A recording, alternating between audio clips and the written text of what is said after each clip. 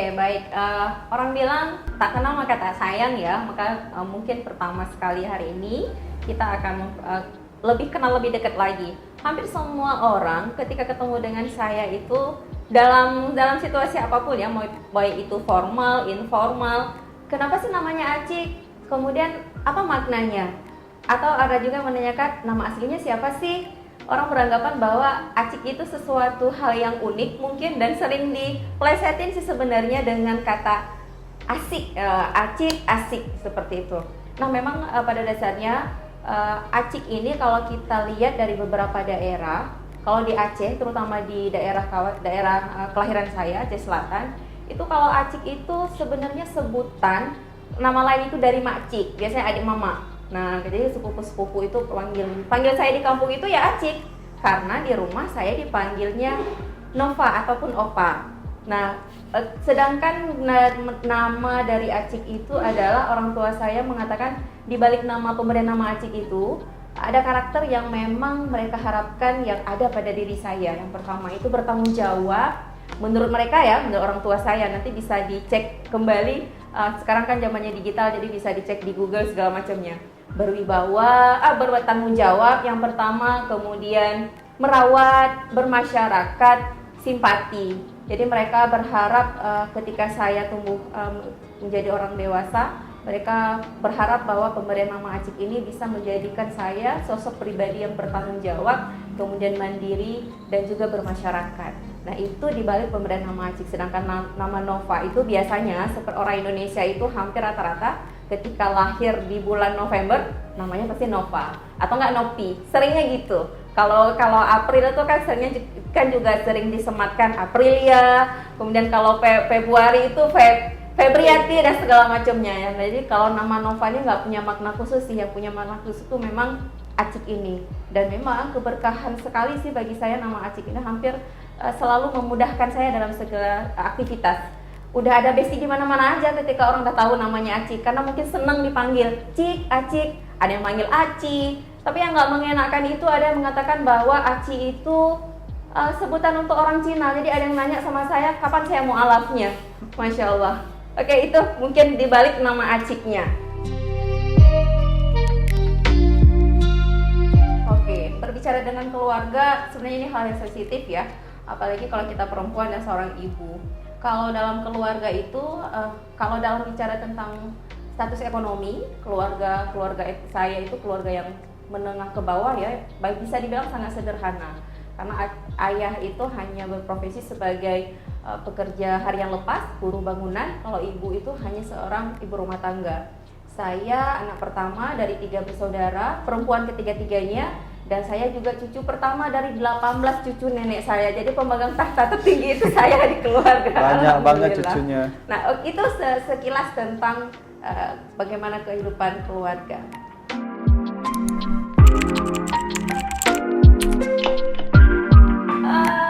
Alhamdulillah saya tergolong siswa yang patuh kalau kata guru saya.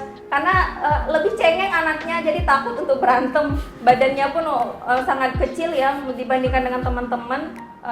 Postur tubuh saya itu lebih di bawah mereka. Jadi kalau mungkin lebih kasar nggak berani sayanya. Saya justru anaknya yang melo, yang memang yang apa namanya, karena pada SD pun saya itu udah mulai jualan loh. Jadi saya tuh suka dengan hal yang berdagang, entah kenapa. Jadi apa yang bisa jualan rambutan ataupun buat apa yang handicraft segala macam, pada saat itu gelang tangan dari benang, itu bisa menghasilkan uang dari teman-teman saya. Dan pun ketika masuk SD itu usia saya belum 7 tahun, masih 6 tahun. Nah, pada saat itu guru nerimanya, saya nggak ada TK, langsung SD. Jadi pengen banget sekolah. Ketika usia 6 tahun langsung orang tua memasukkan ke sekolah dasar. Pada saat itu guru wali kelasnya mengatakan bahwa saya cuma sebagai siswa pelengkap lah, nggak terdaftar dari siswa pada tahun itu. Cuman karena memang alhamdulillah prestasinya bagus, kemampuan membaca, menulis segala macam pada saat kelas 1 SD, dan saya terakhir naik ke kelas 2 dan terima sebagai siswa yang tetap di sekolah itu. Nah, pada saat saya lulus sekolah SD itu tahun 2000. Di saat saya sekolah itu di sana di Labuan Haji, Desa Pantonpau, Aceh Selatan, masih konflik ya pada saat itu. Jadi kami sempat merasakan bahwa yang nggak boleh sekolah, kemudian nggak boleh pakai seragam merah putih, harus pakaian hitam dan putih, kemudian harus ada pakaian muslimnya, baju bebas. Ada sempat merasakan hal kayak gitu, tapi untuk yang konflik yang kontak senjata segala macam, alhamdulillah di desa saya itu masih termasuk aman gitu.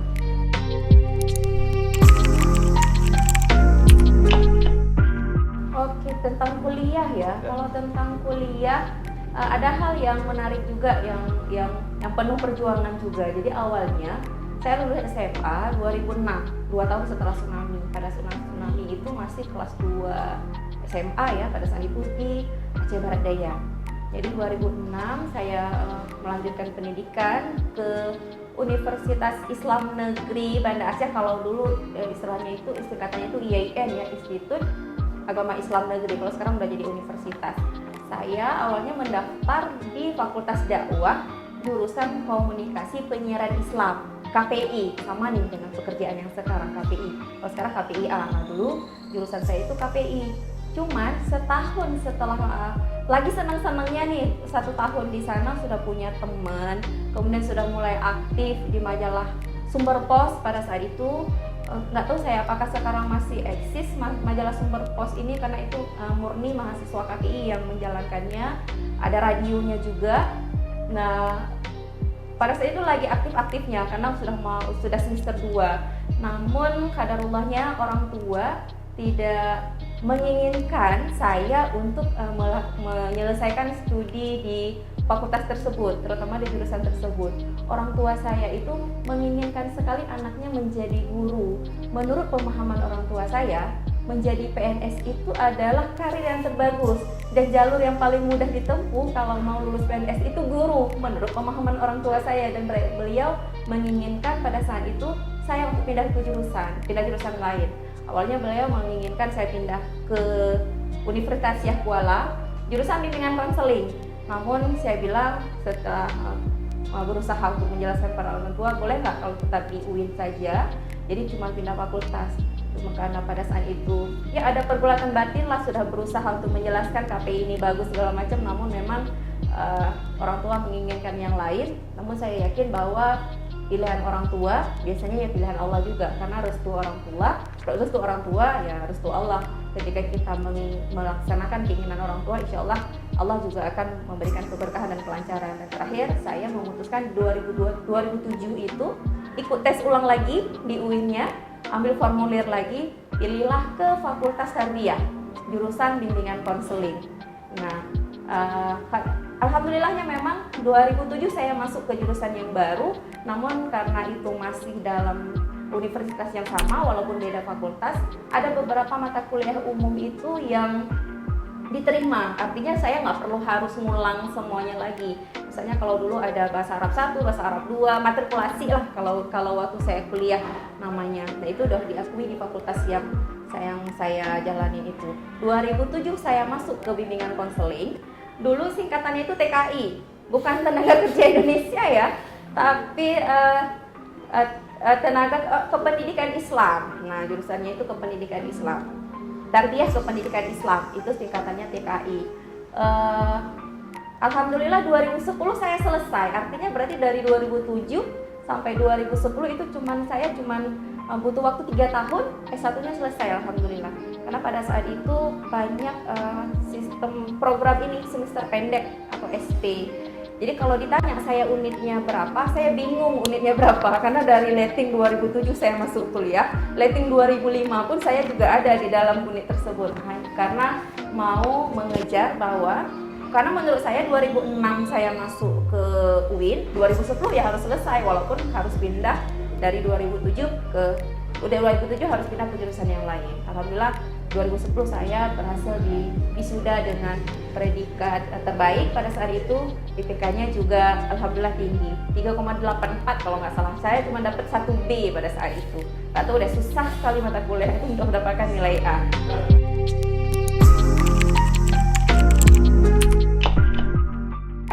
Kalau berbicara dengan cita-citanya kadang-kadang berubah ya.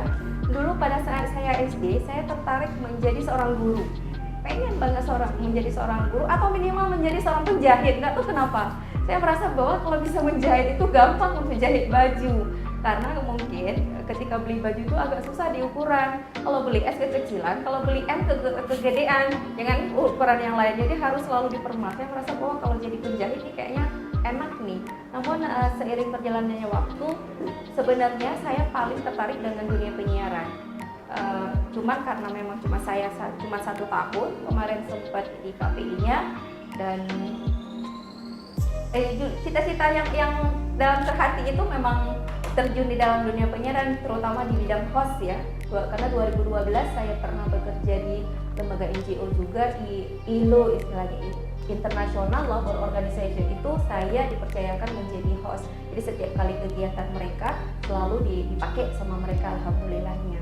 Dan banyak kegiatan-kegiatan besar yang dulu kita lakukan. Salah satunya dulu ada job fair yang di Belakana, mungkin masih ingat, itu di tahun 2011 atau 2012, tentang bursa pekerjaan di Aceh terbesar. Nah, pada saat itu ILO salah satu vendornya, dan saya juga ikut dalam hal itu.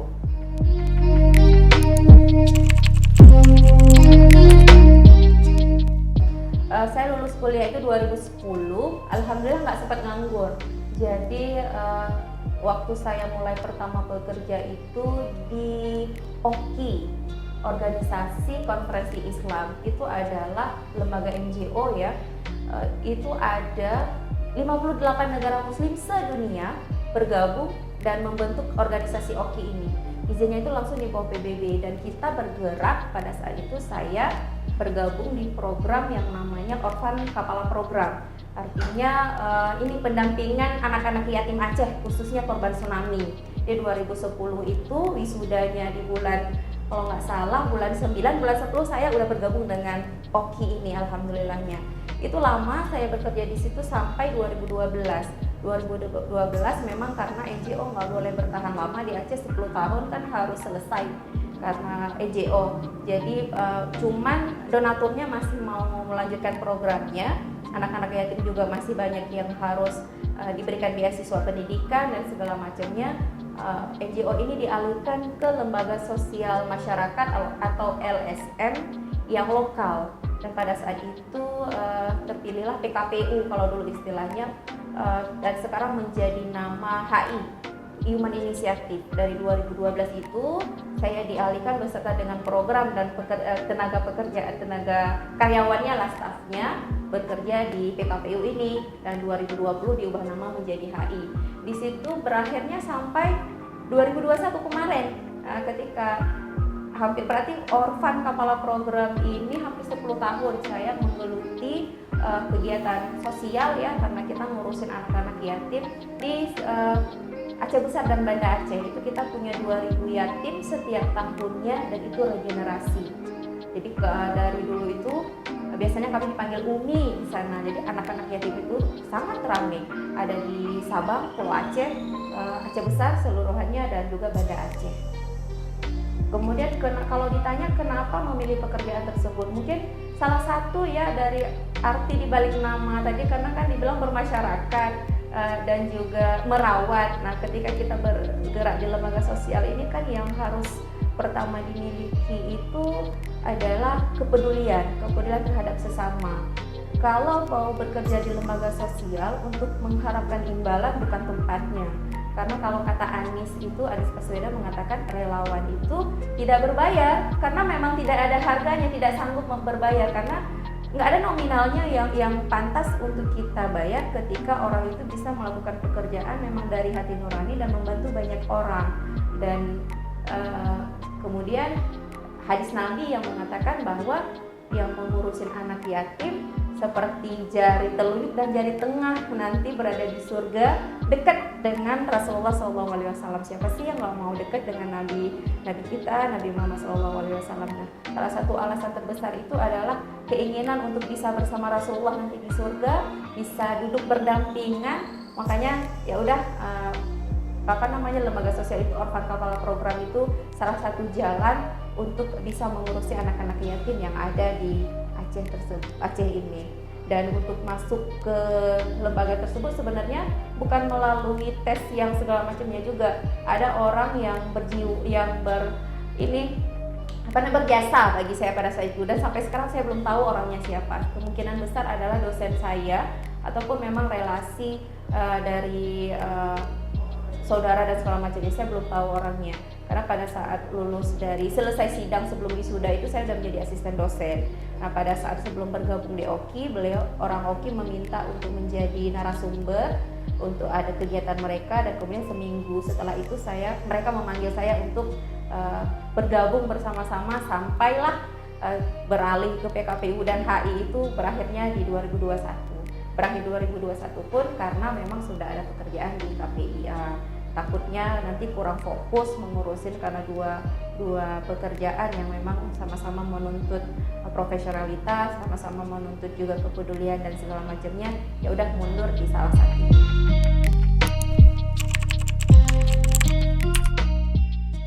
Untuk tahun 2022 aktivitas selain di KPIA berarti ya, selain di KPIA itu saya masih terdaftar sebagai guru honorer nih di salah satu yayasan sekolah di Aceh Besar, karena itu kan cita-cita orang tua saya untuk saya menjadi seorang guru. Nah, itu adalah salah satu bukti bakti saya pada kedua orang tua saya, karena memang sudah memberikan kesempatan untuk saya kuliah, membiayai kuliah saya dan segala macam dengan perjuangan yang Masya Allah luar biasanya, dan sampai saat ini masih saya tekuni karena alhamdulillah juga tidak terlalu banyak menyita waktu dan masih bisa berbagilah dengan kegiatan di KPI ini tersendiri. Selain itu ya sebagai ibu rumah tangga seperti biasa, sebagai seorang ibu dan istri tentunya.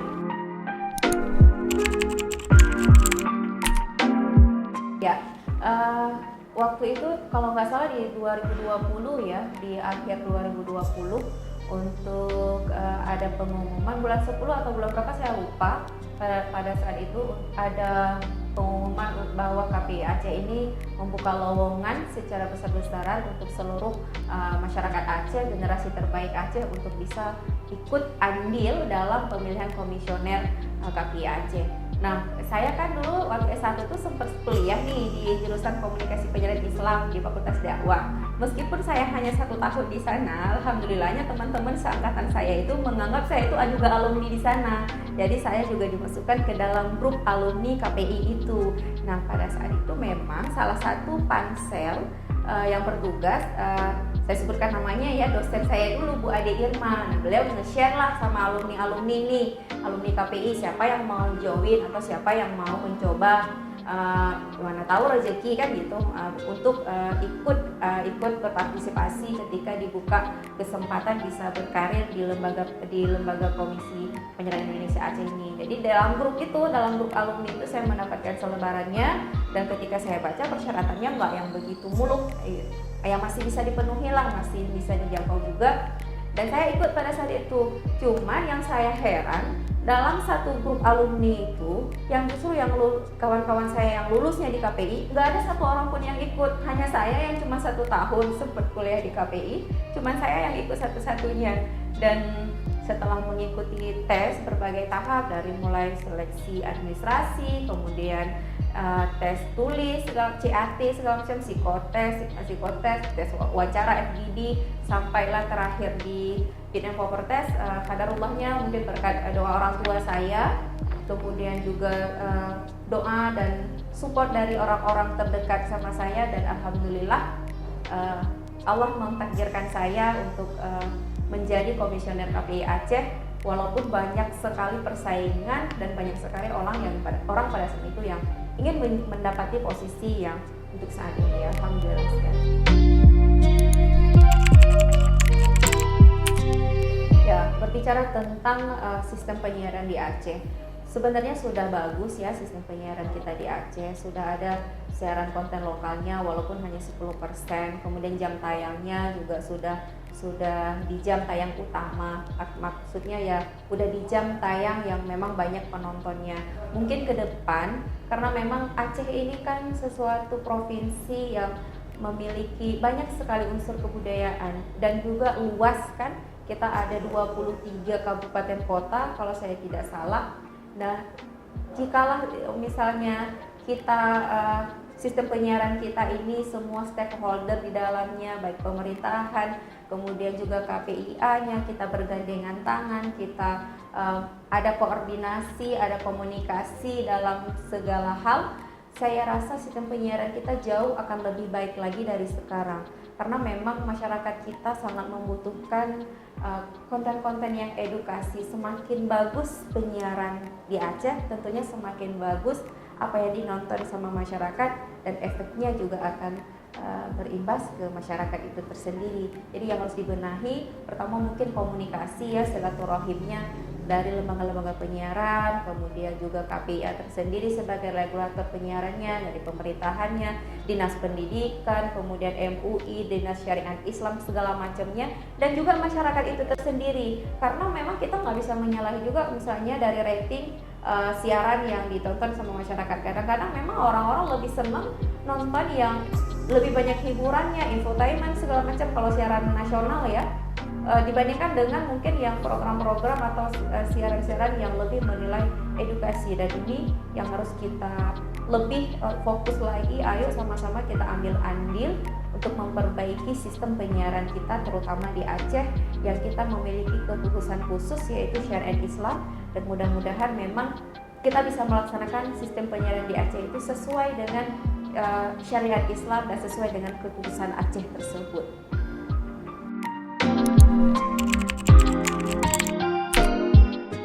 Ya, yang saya membayangi siaran penyiaran di Aceh ini, akan menjadi sesuatu hal yang sangat membanggakan dan sesuatu hal yang mungkin akan lebih besar dan spektakuler, bisa mengikuti daerah-daerah yang lain. Karena memang Aceh ini sesuatu hal yang unik. Kita memiliki kabupaten kota yang saya bilang tadi ada 23 kota, itu bahasanya bahasanya berbeda walaupun sama-sama bahasa Aceh.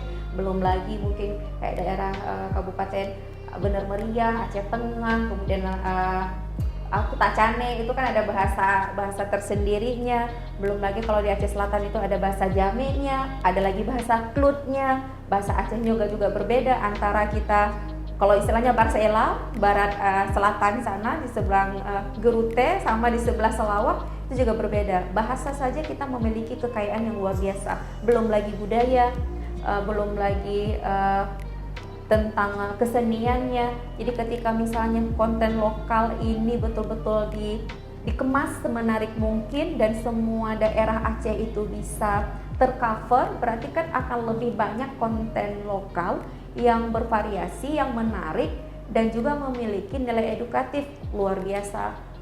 Penyiaran di Aceh akan menjadi sesuatu hal yang sangat diminati oleh masyarakat Aceh dan masyarakat di luar Aceh tentunya, insya Allah. Karena kita lihat sekarang ini seperti contohnya Jogja ataupun Bali, ketika sesuatu hal yang kembali ke natural, ke alam, orang akan jauh lebih tertarik. Kalau di Aceh kita kan lihat nih wisata yang sekarang lagi viralnya Gampung Nusa, itu kan memang udah kembali ke alamnya juga yang natural, orang lebih tertarik itu. Jadi harus siaran lokal kita, kearifan lokal kita, konten siaran lokal kita harus lebih banyak lagi, harus lebih bervariasi lagi, dan insya Allah penyiaran kita di Aceh ini harus lebih gaungnya harus lebih tinggi lagi, dan memang bisa menjadi salah satu lahan pekerjaan untuk generasi milenial dan pada umumnya seperti itu.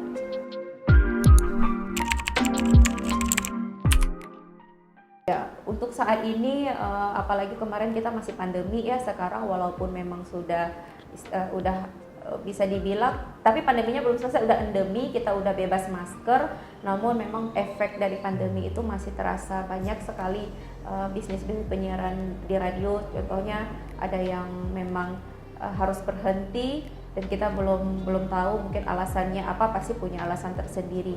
Dan mudah-mudahan ketika nanti kita udah asuh, sudah beralih ke TV digital, migrasi, ekosistem ini, bisnis ini bisa menjadi lebih terbuka lagi, lebih banyak lagi keran lembaga penyiaran yang akan muncul di Aceh. Harapannya memang bisa seperti yang tadi awal saya bilang bisa menjadi lahan pekerjaan bagi kita semua, bagi masyarakat Aceh tentunya dengan berbagai konten lokalnya tadi, konten lokal Aceh.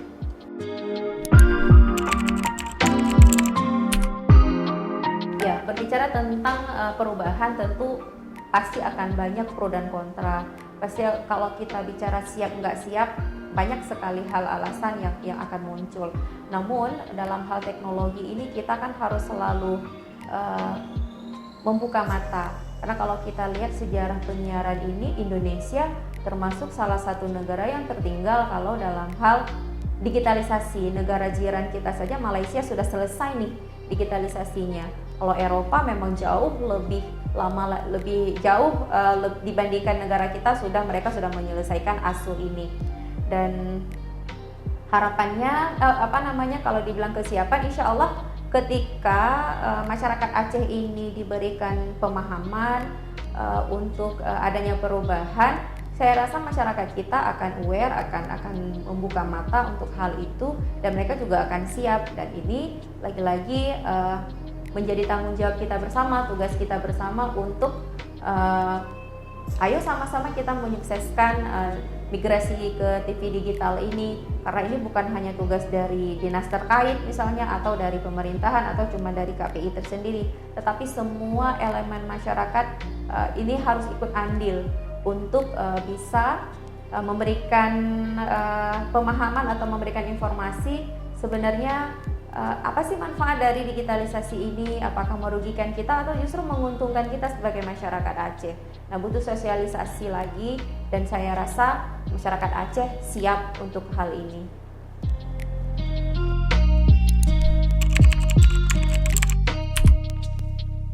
Ya, kalau ini udah nasional ya, kalau kita nggak bicara Aceh lagi. Kalau harapannya sistem penyiaran di Indonesia, mudah-mudahan ASU ini merupakan suatu terobosan ataupun ya yang selama ini kita harapkan dunia penyiaran di Indonesia dan Aceh khususnya menjadi lebih bagus lagi, konten-konten edukasinya lebih diperbanyak lagi dan lebih dikemas dalam menarik lagi, dan mudah-mudahan memang dari penyiaran ini bisa menjangkau kepada seluruh masyarakat Indonesia dari Sabang sampai Merauke, karena memang sudah digital nanti, jadi internetnya juga udah kuat lagi, tidak tergantung pada satu frekuensi lagi. Harapannya penyiaran kita semakin jaya, semakin memberikan yang terbaik untuk masyarakat Indonesia, memiliki tontonan yang cerdas, yang inovatif, kreatif, dan tentunya sebagai umat Islam dan penganut agama terbesar juga di Indonesia, kita mengharapkan siaran-siaran yang ditampilkan juga selalu melihat nilai-nilai tersebut, baik secara keagamaan, dan ini kita Pancasila dari negara kita itu kan yang memang persatuan persatuan Indonesia itu harus lebih ini lagi ditingkatkan lagi, dan salah satunya penyiaran ini bisa masuk ke dalam lini masyarakat gitu. Oke, kita ke sesi pilih-pilih nih ya. Oke. Jadi kakak harus pilih dengan cepat antara dua pilihan. Baik, nggak pakai mikir gitu ya? Nggak boleh bikin mikir. Oke, sip. Ya. Gunung atau pantai? Pantai. Karir atau keluarga? Keluarga. Buku atau film? Apa? Buku atau film? Film. Minuman dingin atau minuman panas? Minuman hangat sebenarnya, bukan panas. Komedi atau drama? Drama deh. Mencintai atau dicintai? Dicintai. Baju hitam atau baju putih? Hitam. TV atau YouTube? TV. Festival seni atau festival musik? Festival musik. Teman kaya atau teman setia? Teman setia dong. Memberi hadiah atau menerima hadiah? Itu harusnya dua-dua. Diberi hadiah pasti senang. Oke. Tinggal di kota atau tinggal di desa? Kota deh. Kerja di kantor atau kerja di rumah? Enaknya kerja di rumah. Tapi saat ini saya milihnya kantor. Liburan di dalam negeri atau liburan di luar negeri? Di dalam negeri, Indonesia kaya. Oke. Dah habis. Oke, thank you.